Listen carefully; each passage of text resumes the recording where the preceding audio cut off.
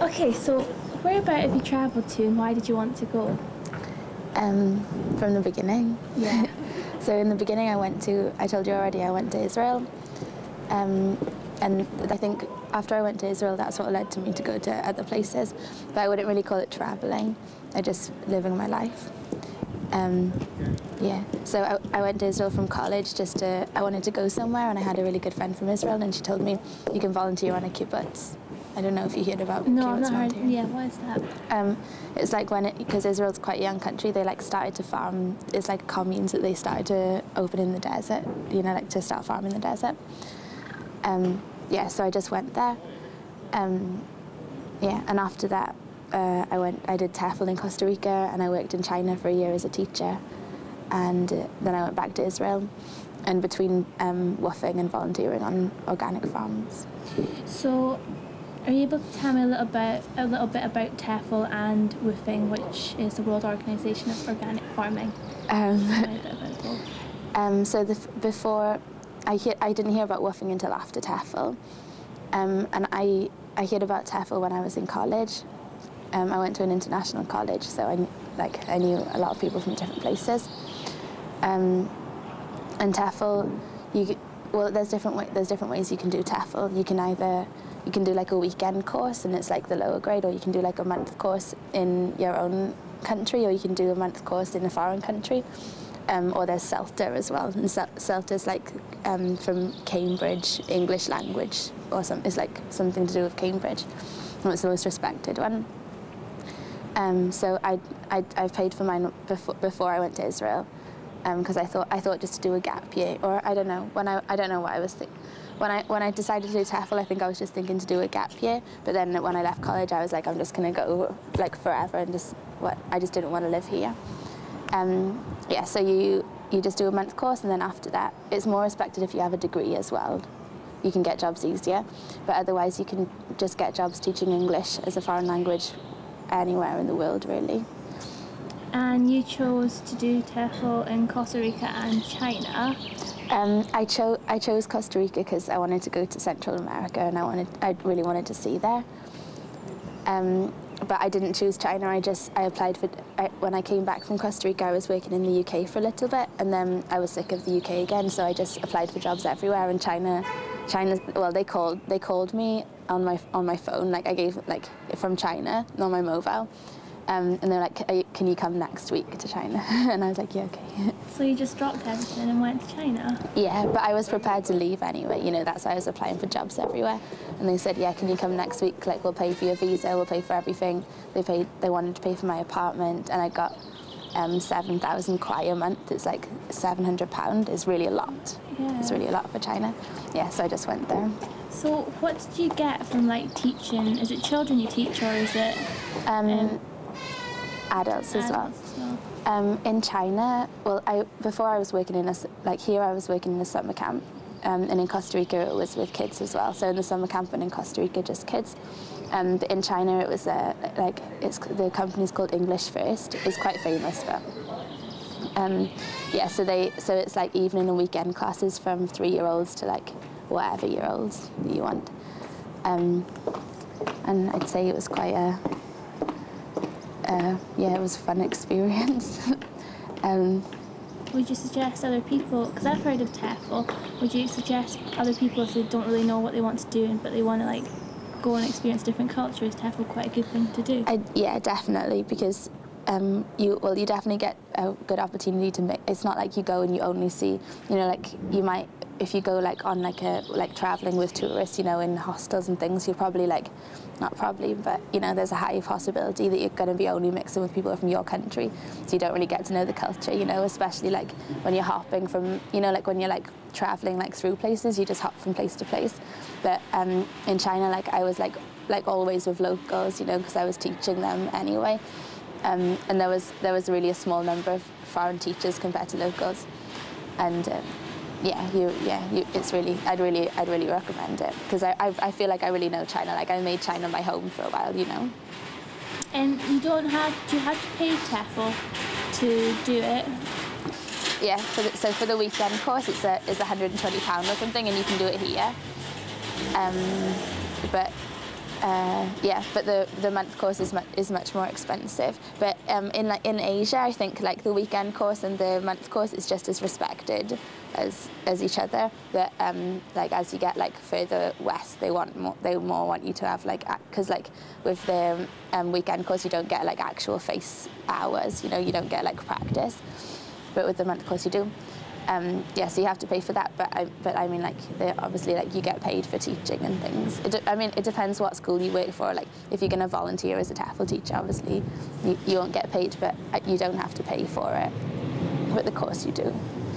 So was it in between times that you did woofing, or was it? Yeah, I never really planned to do woofing.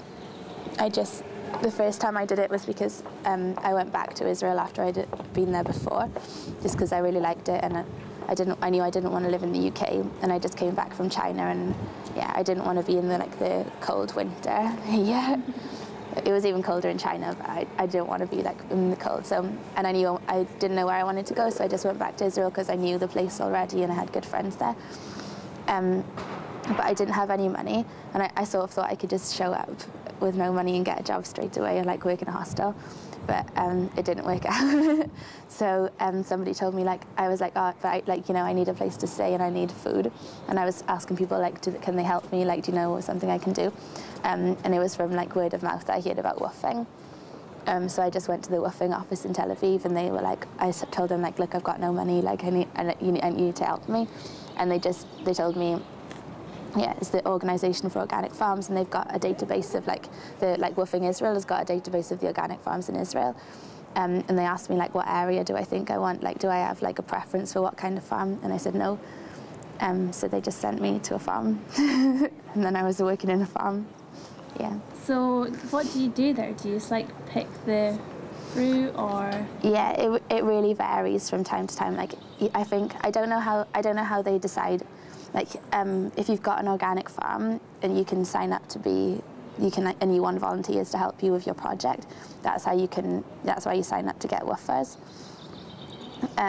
But like, it really varies from farm to farm. In the farm I was working on in Israel, it was quite hard work, and it was quite like, they were quite successful, and they had like everyday, like, you know, customers and everyday outgoings. So we were waking up at it was like 6 till I think 2 or 3 in the afternoon we were working. Yeah, and it's like picking, packing, weeding, which is really fun.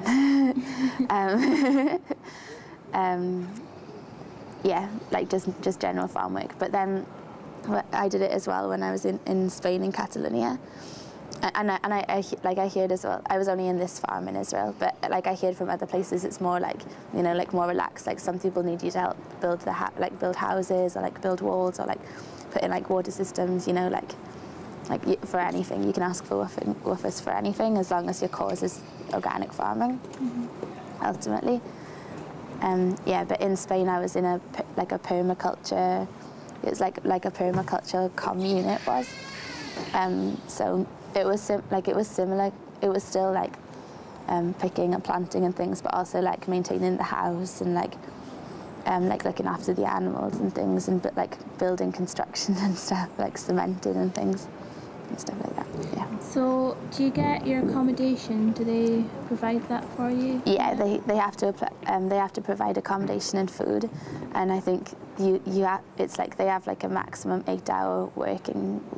You can only work 8 hours every day. It's like guidelines set out by the woofing organisation. And also there's like, I don't know. Oh, they're really nice normally.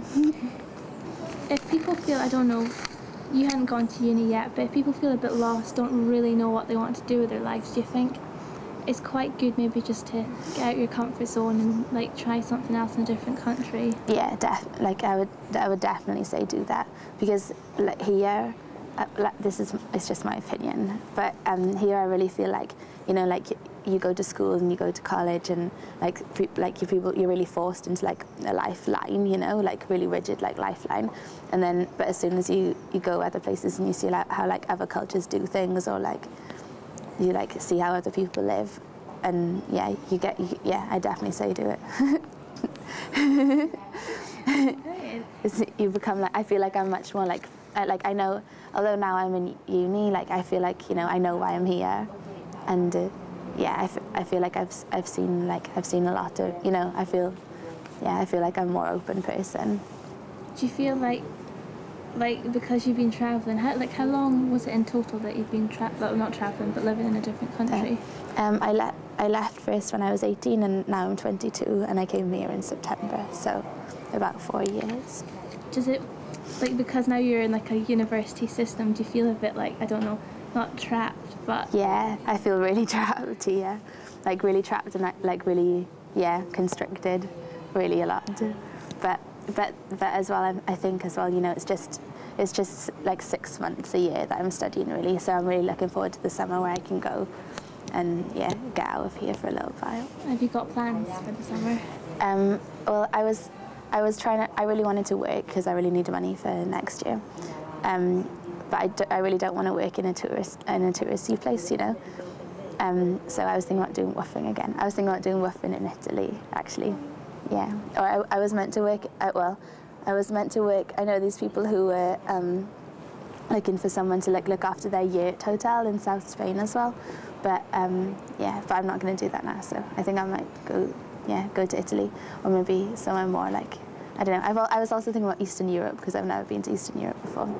And I can't really afford to go outside Europe for the summer because otherwise I just won't save money and I'll be broke again next year.